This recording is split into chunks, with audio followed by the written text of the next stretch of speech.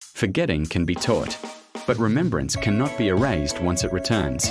This is the truth every empire eventually learns too late.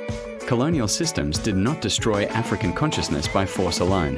They relied on amnesia, interrupting memory, breaking continuity, severing people from rhythm, land, language, and ancestral reference points.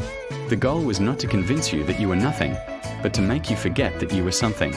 That strategy only works temporarily, because remembrance does not live in books alone. It lives in the body, in breath, in rhythm, in response. That is why reggae matters. Reggae does not argue with history. It bypasses it. It goes straight to the parts of you that never forgot, your nervous system, your sense of timing, your instinct for balance. You don't need to believe anything for it to work. You only need to listen long enough. Once remembrance begins, it changes perception permanently.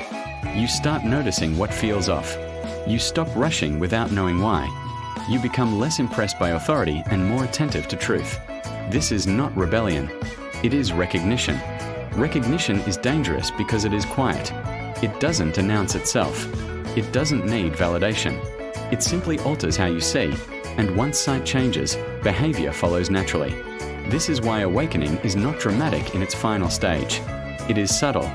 It is sober. It is grounded. You stop trying to wake others up. You stop needing confirmation. You stop performing insight. You live differently.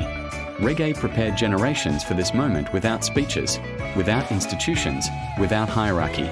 It trained people to sit with themselves, to breathe deeply, to move in time with something older than oppression.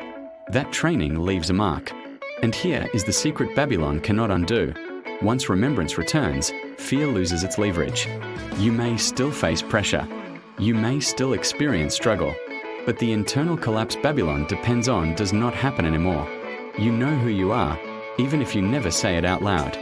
That knowing does not fade. It does not reverse. It does not negotiate. This is why remembrance spreads quietly. One regulated person at a time. One calm presence in a chaotic room. One listener who becomes a carrier. Not because they were convinced, but because they remembered. And remembrance, once awakened, does not sleep again.